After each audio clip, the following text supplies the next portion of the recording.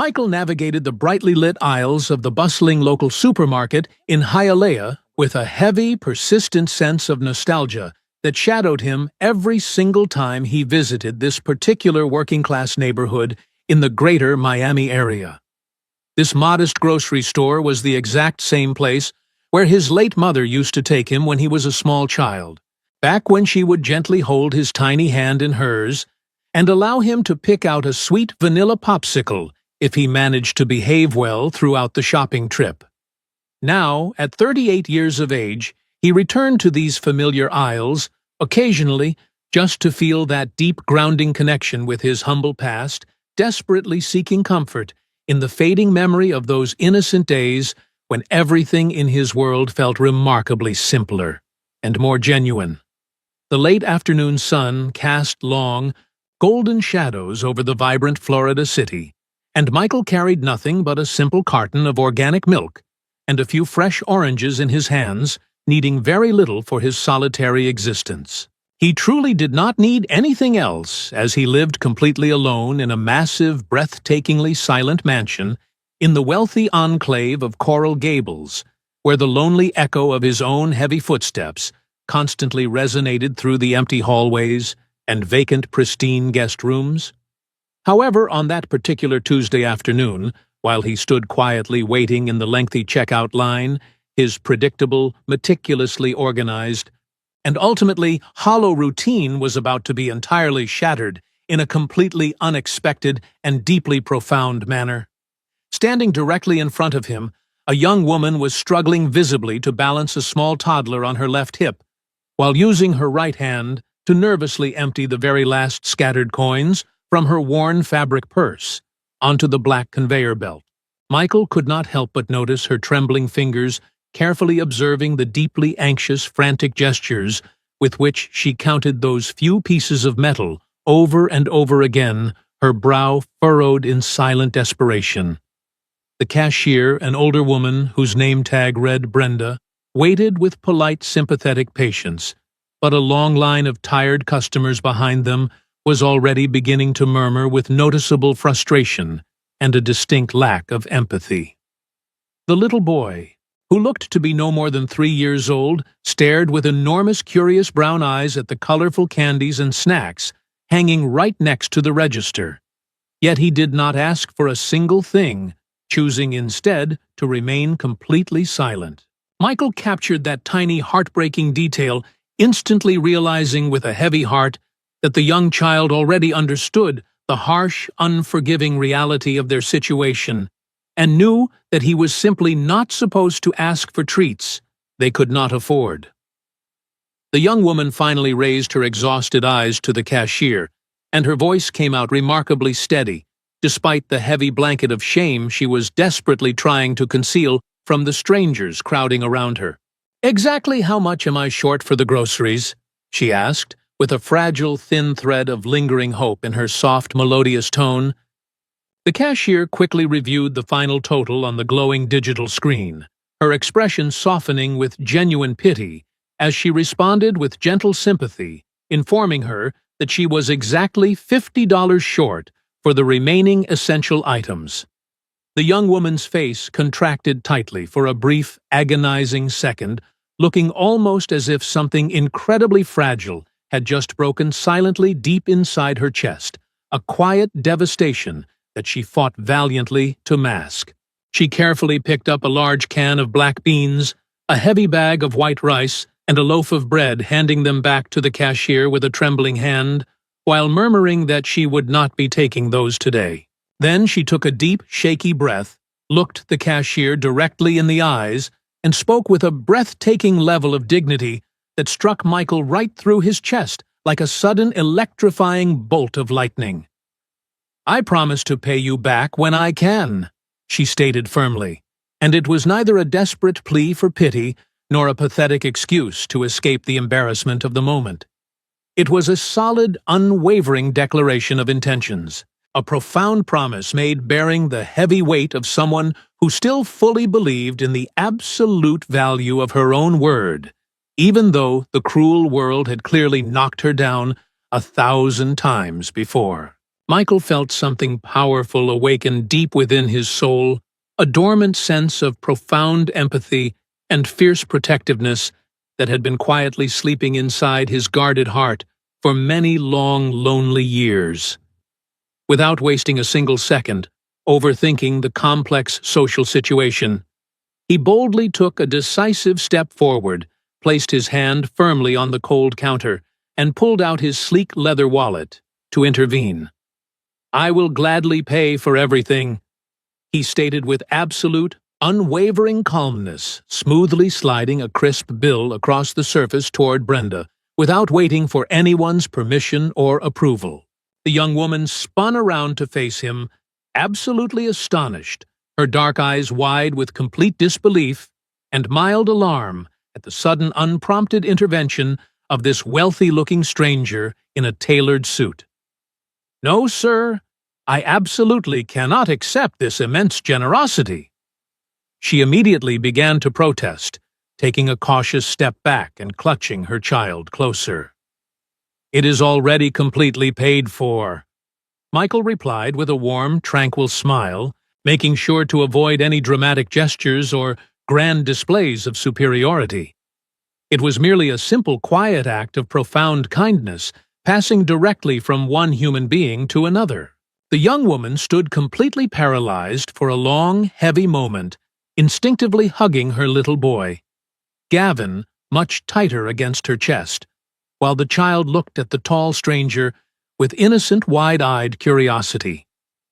"I honestly do not know how to even begin thanking you for what you just did," she finally whispered, her gentle voice thickly choked by the overwhelming emotion she was desperately trying to hold back in public. Michael simply shook his head dismissively, refusing to accept any extravagant praise for an act he deemed basic human decency. "You do not need to thank me for anything at all. Just make sure to take very good care of your beautiful son," he said warmly, pointing toward the little boy, who was now offering a tiny, shy, gap-toothed smile. They both exited the sliding glass doors of the busy supermarket at nearly the exact same time, stepping out into the humid Miami heat, and Michael genuinely believed that this brief, touching encounter would be the absolute end of their story. He assumed it was just a small, fleeting gesture of goodwill that would soon be lost to the warm evening ocean winds, but fate clearly had entirely different, magnificent plans written for their intersecting lives. As Michael was steadily walking across the vast sun-baked asphalt parking lot toward his expensive silver truck, he suddenly heard a breathless, urgent voice calling out to him from behind. "Sir, please wait just a moment," she called out loudly, struggling significantly, as she carried both the heavy child and the bulky plastic grocery bags, practically stumbling over her own tired feet in her desperate rush to catch up to his long strides. Michael immediately stopped walking and turned around to see her finally reaching him, panting heavily, with her cheeks flushed bright red from the brief, frantic run and the lingering, painful embarrassment of her situation. "I am so incredibly sorry to bother you once again," she said, while struggling to catch her breath, her eyes darting nervously around the parking lot. "The truth is that I do not even have enough money left to pay for the city bus ride back to my home." Her dark eyes shimmered with unshed tears that she stubbornly refused to let fall fiercely, holding on to the last remaining shreds of her personal pride, despite the crushing weight of her immediate poverty. Michael observed her in complete respectful silence for a brief second, seeing not just a random woman in terrible distress, but a fierce, resilient human being fighting with all her might to keep her head held high against insurmountable odds. Little Gavin stared up at him with those large, trusting eyes, almost as if the innocent child inherently knew that this specific man possessed the necessary power and compassion to keep them safe from harm. Michael instantly understood with a clarity that surprised him that this particular Tuesday afternoon was permanently destined to alter the entire course of his predictable life forever. You can get in. I will gladly give you a safe ride home." Michael offered, kindly, swiftly opening the heavy rear door of his pristine, air-conditioned vehicle. The woman hesitated for only a fraction of a second before accepting his generous offer, seemingly calculating in her exhausted mind whether she could truly trust this mysterious stranger who had just shown her far more compassion than she had received in many agonizing months. She climbed inside very carefully, gently settling little Gavin onto her lap, and safely arranging the plastic grocery bags right next to her on the luxurious leather seats, marveling silently at the cool air and immaculate interior. Michael smoothly started the powerful engine and patiently waited for her to provide the necessary directions to her residence, turning the radio down so they could speak comfortably. "I live over in a small neighborhood near the old Hialeah Community Center," she murmured softly, while looking down at her worn canvas shoes, acting almost as if she felt deeply ashamed to admit that she resided in one of the most modest working-class districts in the entire city. He nodded his head understandingly, without making any judgmental comments, smoothly shifting the heavy vehicle into gear, and merging expertly onto the busy, palm-lined urban streets of the sprawling metropolis. A comfortable, reflective silence filled the spacious interior of the truck during the first several miles, broken only by the quiet, rhythmic purring of the engine and the occasional soft, happy babbling from the little boy in the back seat. Michael kept his eyes focused entirely on the winding road ahead, while she stared blankly out the tinted passenger window, both of them completely lost in their own complex webs of personal thoughts and hidden sorrows. It was Michael who finally decided to gently break the lingering silence, wanting to ease the palpable tension filling the cool air of the cabin. "What is your wonderful son's name?" he asked, with genuine heartfelt curiosity, glancing back at her through the reflective surface of his rearview mirror with a kind, encouraging expression. She raised her tired gaze, looking mildly surprised by his sudden personal question, but grateful for the friendly distraction. "His name is Gavin," she responded with a tiny but deeply sincere smile, softly caressing the top of the boy's dark curly hair. "He just turned 3 years old last week, and he is my entire world. He is an exceptionally calm and well-behaved little boy." Michael complimented, sincerely navigating through a busy intersection as the Miami sky began to turn brilliant shades of pink and orange. He was so remarkably patient and quiet while waiting inside the chaotic supermarket, which is rare for children his age. She nodded her head enthusiastically, a bright spark of undeniable maternal pride flashing brilliantly in her dark eyes, temporarily erasing the exhaustion from her youthful face. "Yes, he truly is a wonderful child, sometimes almost too deeply understanding and good-natured for his young age, as if he knows we cannot afford tantrums." There was an underlying note of profound sadness hidden beneath her words, causing Michael to realize that she carried a heavy, unseen burden on her fragile shoulders.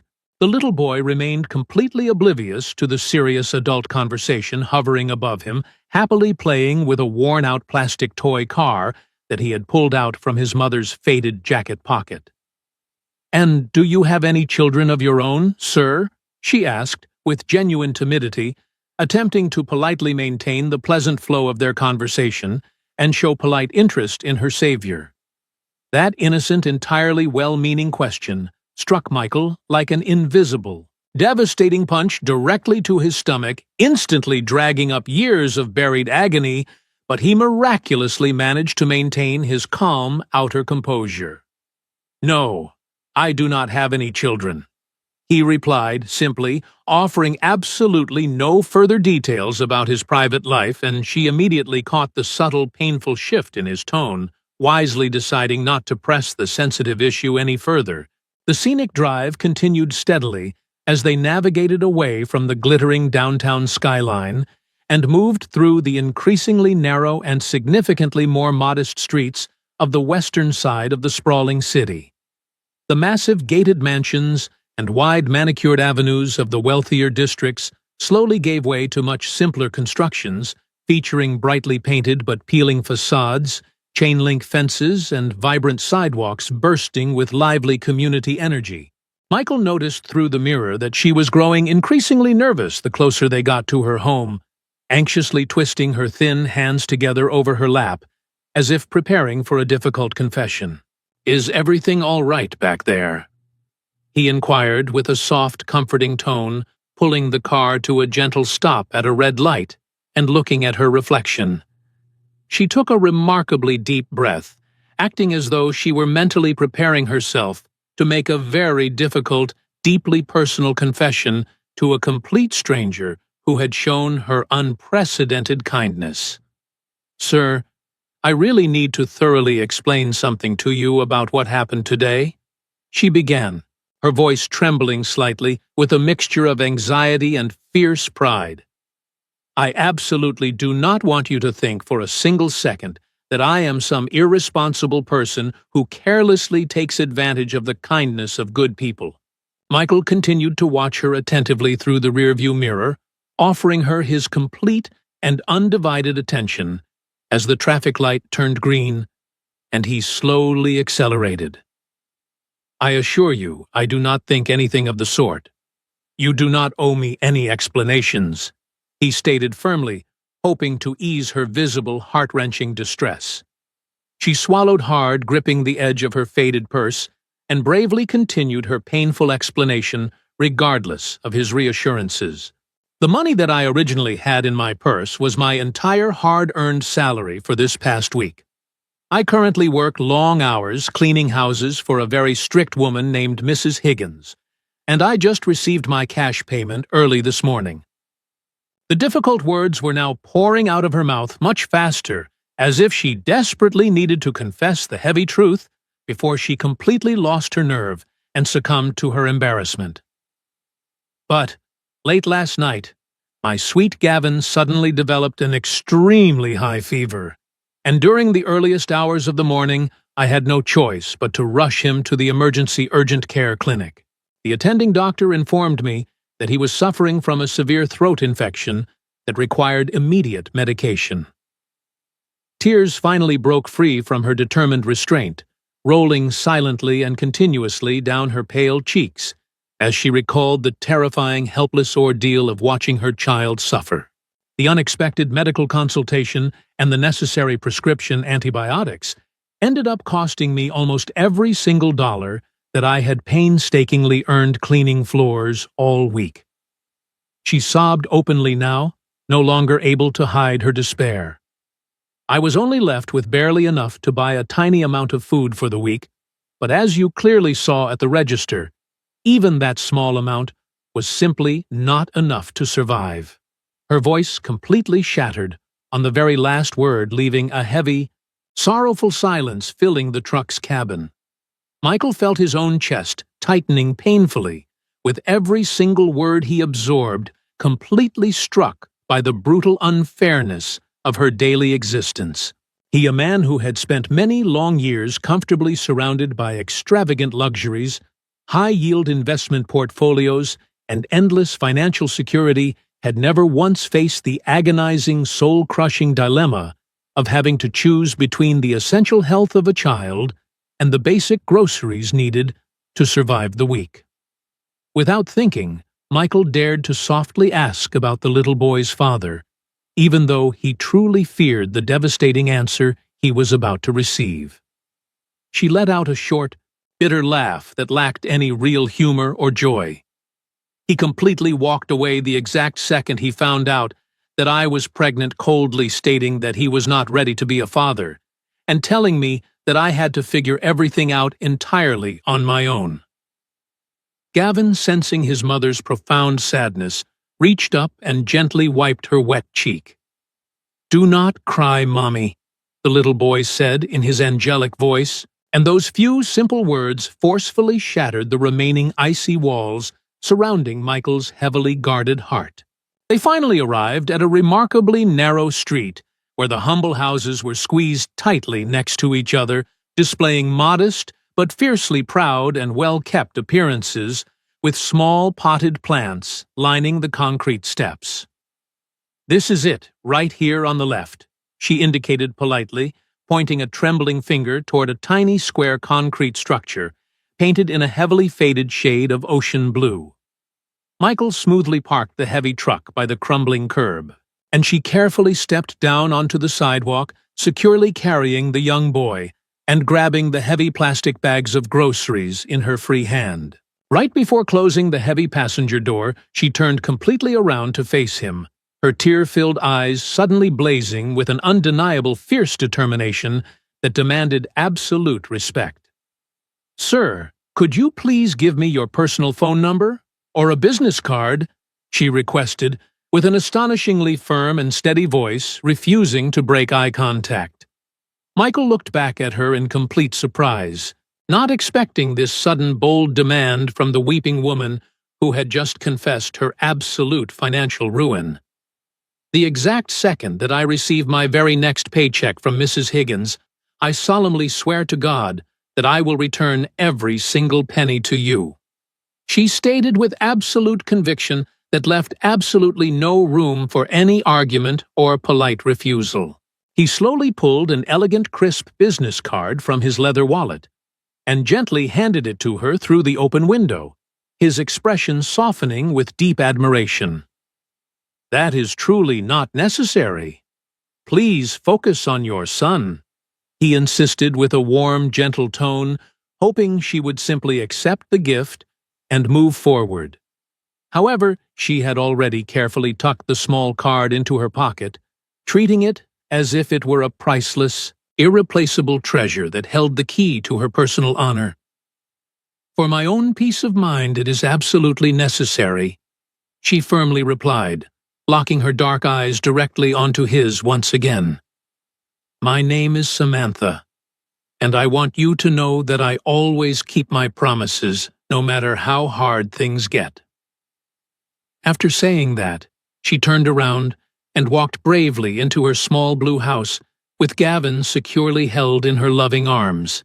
Michael remained sitting motionless inside his running vehicle for a long time, quietly watching the faded blue door click shut.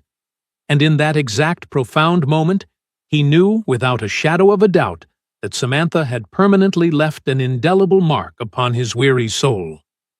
He finally drove back to his massive residence in Coral Gables, arriving just as the glowing sun completely disappeared behind the towering skyline of downtown Miami. The colossal, perfectly decorated house welcomed him back with the exact same oppressive silence as always, and echoing emptiness he usually tried to drown out with endless, meaningless corporate work and late-night conference calls. He casually dropped his heavy keys onto the cold marble entryway table and walked straight into the sprawling, spotless kitchen to brew a dark cup of expensive coffee that he knew he would never actually finish drinking. Tonight was remarkably different from all the other lonely nights. His busy mind simply could not stop replaying the striking image of Samantha's determined eyes and the dignified way she had fiercely defended her honor in the face of absolute despair. He vividly remembered the tiny warm hands of little Gavin gently touching his mother's tear-stained cheek in a desperate attempt to offer innocent comfort, a gesture so pure it physically ached to recall. Michael fruitlessly tried to distract himself by turning on the enormous television and aimlessly scrolling through countless boring business emails on his tablet, but absolutely nothing worked to erase them from his thoughts. He heavily collapsed onto the massive leather sofa in his expansive living room, letting out a long, shuddering sigh as he tried to understand why this random, struggling single mother had affected his guarded emotions so profoundly. He stood up, slowly walking toward the large glass window overlooking his perfectly manicured but entirely unused green backyard, the sparkling swimming pool reflecting the cold moonlight. He closed his tired eyes, and inevitably, the dark ghosts of his painful past began to aggressively emerge from the deeply hidden corners of his guarded memory, refusing to remain buried. He knew exactly why this mother and son had moved him so powerfully. 7 long years ago, Michael had been happily married to a beautiful, fiercely ambitious woman named Rebecca, whom he had met at an elite real estate conference. Their whirlwind romance had been intense and full of glorious future plans, culminating in a lavish, elegant wedding, surrounded by hundreds of cheering friends believing their grand love was destined to last for eternity. For the first 2 years, their marriage seemed absolutely flawless, filled with exotic travels to Europe, and the endless comforts his massive fortune easily provided. But everything changed when Rebecca constantly started expressing her intense desire to become a mother. Michael deeply wanted children too, dreaming of a house filled with laughter. But after a full year of painful, unsuccessful attempts, they visited a top fertility specialist in the city. The doctor delivered the life-shattering news that Michael suffered from a rare medical condition resulting in a 0 sperm count, making biological fatherhood permanently impossible for him. Rebecca's eyes instantly filled with a freezing, resentful disappointment that destroyed him. She emotionally abandoned him over the next few agonizing months, eventually leaving him divorce papers on the dining table, utterly crushing his dreams of ever having a loving family. The following weeks passed by at an agonizingly slow, yet strangely rapid pace, as Michael desperately tried to maintain his normal, highly demanding corporate routine in the glittering high-rises of Miami.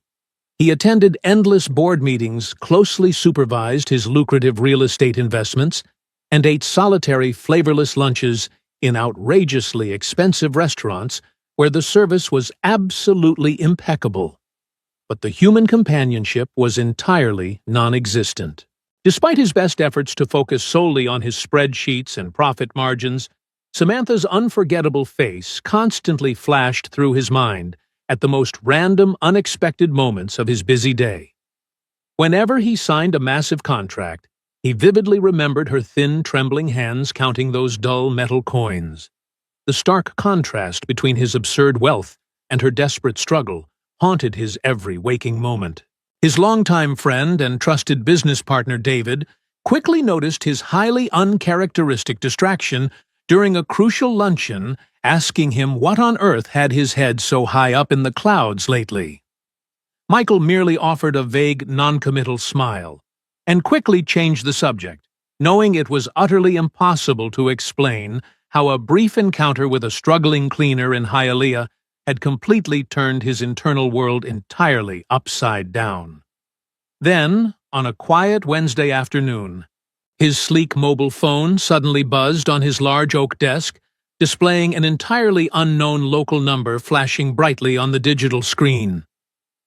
Michael hesitated for a fraction of a second, assuming it was just another annoying telemarketer or an overly eager real estate broker, but an inexplicable strong gut feeling urged him to answer the call immediately. "Hello, Michael speaking," he said with his usual crisp, professional tone, fully prepared to politely end the conversation, but the voice on the other end completely paralyzed him in his leather chair. "Mr. Michael, this is Samantha. We met exactly 3 weeks ago at the local supermarket near my house," she said, sounding slightly nervous, but incredibly determined and clear. Michael's heart instantly executed a massive, joyful leap inside his chest, and he immediately sat up straight, accidentally knocking a stack of important architectural blueprints completely onto the carpeted floor. "Samantha, of course, I remember you perfectly," he replied swiftly, desperately, trying to sound incredibly calm and collected, even though his pulse was racing wildly against his throat. "How have you been doing? And how is little Gavin feeling?" he asked eagerly, waiting through a brief, tense pause before she happily informed him that her son had completely recovered from his severe throat infection.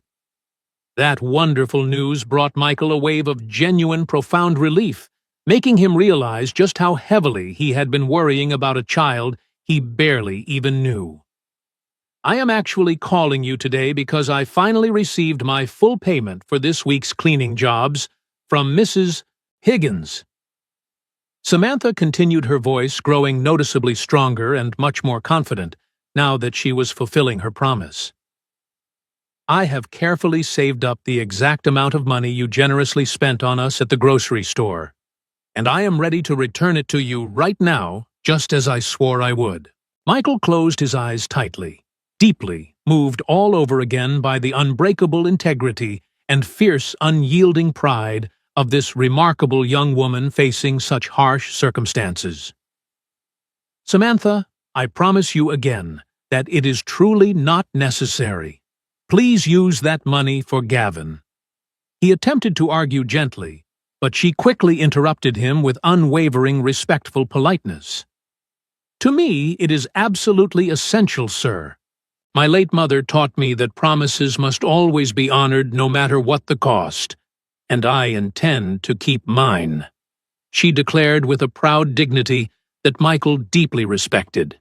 He realized instantly that refusing the money would painfully strip away the honor she fought so hard to maintain, so he gracefully conceded, asking her where she would like to meet to settle the debt. Samantha audibly sighed with relief, the tension leaving her voice, and politely suggested meeting at Nancy's Diner, a modest little neighborhood cafe located right around the corner from her blue house. They scheduled the meeting for 4 o'clock in the afternoon on Thursday, and Michael arrived exactly 15 minutes early, his stomach tied in nervous knots, eager to finally see her face once again. The humble diner was exactly as she had described it, impeccably clean, featuring worn wooden tables, vinyl booths, and filled with the mouth-watering aroma of fresh Cuban coffee and hot cherry pie. Michael sat near the large front window, watching the diverse neighborhood go by, feeling a strange sense of belonging in this simple place that his luxurious country clubs utterly lacked. At exactly 5 minutes past the hour, Samantha walked through the tinkling glass door wearing a simple yet lovely navy blue cotton dress, her dark hair neatly pulled back into a practical ponytail, and an expression of proud determination shining brightly on her beautiful face. Michael stood up respectfully as she approached the table, their eyes meeting in a shared, joyful smile that completely banished any lingering awkwardness or societal barriers between them. She carefully pulled a sealed white paper envelope from her purse and slid it across the scratched wooden table, proudly declaring that she had counted the exact $50 3 separate times to ensure nothing was missing. Michael smoothly placed the envelope into his tailored jacket pocket, without even glancing inside, telling her that he never doubted her honesty for a single second. They then ordered 2 cups of rich coffee and a slice of pie to share, and what was supposed to be a brief transaction magically stretched into a deeply engaging conversation that lasted for over an hour. Samantha spoke passionately about her dreams for Gavin's future, her exhausting but honest work, and her determination to provide a safe, loving home despite the endless financial hurdles she faced daily. Michael listened with rapt attention, completely mesmerized not just by her striking physical beauty, but by the incredible resilience and pure goodness radiating from her very soul. As he watched her eyes light up while talking about her son, Michael suddenly realized with absolute terrifying clarity that he was falling deeply and irrevocably in love with her. A few days after their wonderful, life-changing reunion at Nancy's Diner, Michael confidently sent Samantha a polite text message, casually asking if she would allow him to take her and Gavin to Bayfront Park on the upcoming Sunday afternoon. He anxiously stared at his phone for nearly an entire hour, feeling like a nervous teenager, until she finally replied enthusiastically, accepting the invitation and noting that little Gavin had never visited that famous downtown park before. Sunday morning arrived with beautifully clear, sunny skies and a gentle ocean breeze, and when Michael pulled his shiny truck up to their modest house, Gavin literally jumped up and down with uncontrollable, pure, childish excitement. The boy grabbed Michael's hand immediately, babbling endlessly about the boats and the water, and Michael felt a piece of his broken heart permanently heal right then and there. At the sprawling green park overlooking the sparkling Miami waterfront, Michael happily bought them sweet strawberry ice cream cones, and they spent hours strolling peacefully along the winding paths, watching the massive cruise ships sail gracefully out toward the open ocean. When they found a colorful, bustling playground, Gavin begged loudly to be pushed on the tall swings, and Michael happily obliged, listening to the boys' echoing musical laughter, while Samantha watched them from a nearby shaded bench with a breathtaking, radiant smile. She softly confessed to Michael that she rarely ever had the extra time or money to bring her son to such magical places, completely breaking Michael's heart with her raw, honest vulnerability. From that perfect Sunday onward, their weekend outings quickly transformed into a cherished, unbreakable tradition. As they enthusiastically visited the spectacular zoo and marveled at the interactive exhibits inside the Children's Museum. Michael also began showing up frequently at Nancy's diner during the regular work week, perfectly timing his visits to match the exact end of Samantha's exhausting cleaning shifts. He deliberately kept the massive scale of his extreme wealth completely hidden, parking his luxury sports cars at home and driving the unassuming truck, desperately wanting her to fall in love with the actual man he was, rather than the vast fortune he possessed. One beautiful breezy afternoon, while they were peacefully walking along the lively South Beach boardwalk, an exhausted Gavin simply let go of his mother's hand and confidently reached up toward Michael. "Can you please carry me? I am very tired," the small boy requested, with the absolute unquestioning trust that only innocent children possess, his heavy eyelids drooping lazily. Michael lifted the boy without a single second of hesitation, feeling the warm, comforting weight of the child securely resting against his broad chest, causing hot tears to prick the corners of his eyes as he held the boy close. Gavin sleepily buried his face into Michael's shoulder and softly murmured that Michael smelled exactly like his grandfather, a man who had passed away long before the boy was ever born. The profound weight of that innocent comparison settled deeply into Michael's soul, cementing his fierce dedication to this tiny, fragile family that had unexpectedly given his hollow life a beautiful, vibrant, new meaning. However, their growing happiness was suddenly shattered when at exactly 2 o'clock in the morning, on a freezing Tuesday, Michael's cell phone violently shattered the dead silence of his dark bedroom, displaying Samantha's name brightly on the glowing screen. He answered immediately, his heart leaping into his throat, only to hear her sobbing uncontrollably, frantically explaining that Gavin was burning up with a terrifying fever of 104 degrees and was struggling violently to catch his breath. Michael ordered her to stay completely calm, threw on his clothes in record time, and drove his powerful truck across the empty, neon-lit city streets, like a madman reaching her neighborhood in exactly 18 minutes. He rushed them straight to the emergency room at the nearest major hospital, boldly shouting for immediate medical assistance, the second he carried the gasping pale child through the sliding glass doors into the sterile lobby. A dedicated, highly experienced triage nurse named Maria rushed them instantly into a specialized trauma room, bypassing the crowded waiting area upon seeing the critical distress of the young toddler. A young pediatric doctor quickly arrived, assessing the child's labored breathing and dangerously high temperature, swiftly diagnosing a severe, rapidly advancing case of pediatric pneumonia, a terrifying word that completely devastated a weeping Samantha. Her knees buckled beneath her, but Michael was right there, firmly wrapping his strong, protective arms around the terrified mother, promising her with fierce, absolute certainty that he would not leave their side for a single second. The medical team sprang into action, inserting tiny IV lines and placing a small oxygen mask over Gavin's pale face, while Michael held Samantha close, absorbing her shaking sobs into his chest, fully cementing his role as their ultimate unwavering protector. The chaotic energy of the emergency room slowly faded into the background as they were transferred upstairs to a quiet pediatric ward, leaving them to face the terrifying uncertainty of the night together. The long, agonizing night stretched on endlessly, with Michael refusing to leave the deeply uncomfortable plastic chair stationed right beside the narrow hospital bed where the small boy slept fitfully under the glowing monitors. He gently insisted that Samantha try to sleep, wrapping his own warm jacket over her trembling shoulders, watching over both the woman he loved and the child he had come to view as his very own son.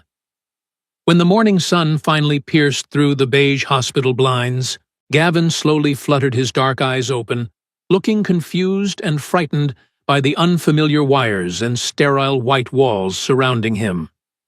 "Mommy?" the boy rasped weakly, and then his heavy gaze shifted slightly, his face instantly brightening with a tiny relieved smile when he saw Michael leaning over the metal bed rail. "You stayed," the boy whispered. The attending doctor returned shortly after officially confirming the treatment plan and gravely informing them that Gavin would require at least 4 days of continuous hospitalization to fully clear the stubborn, dangerous lung infection. Michael immediately stepped out into the quiet hallway, using his phone to decisively cancel an entire week's worth of multi-million-dollar corporate negotiations, firmly telling David that he was dealing with an absolute family emergency. He spent the next 4 days bringing them hot, delicious meals from their favorite local restaurants, reading endless bedtime stories to Gavin, and sharing quiet, soul-bearing midnight conversations with Samantha while the hospital slept. It was during one of those quiet nights, as Gavin instinctively reached out in his sleep to firmly grasp Michael's large hand, that Michael experienced a profound, life-altering epiphany. Michael realizes that fatherhood is defined by love rather than biology, and quietly pays Gavin's enormous hospital bill without telling Samantha, protecting her dignity by claiming a charity covered the costs. Back home, he reveals the truth about his wealth, his painful past, and his deep love for both Samantha and Gavin, then asks Samantha to marry him. She joyfully accepts, and Gavin happily embraces Michael as his forever father. Soon afterward, they move into Michael's Coral Gables estate, where his thoughtful preparations for Gavin's dream bedroom and his decision to keep Samantha's cherished old dining table show that family means more to him than material wealth. 3 years later, Michael and Samantha have built a joyful life together, adopting a daughter named Lily, and creating a home filled with love, laughter, and security. Looking back, they realize that true prosperity comes not from money, but from compassion, trust, and the courage to care for others. Their journey proves that families are created through daily acts of devotion rather than shared blood alone, and that simple kindness can heal old wounds, transform broken lives, and reveal that those we believe we are saving often become the ones who ultimately save us.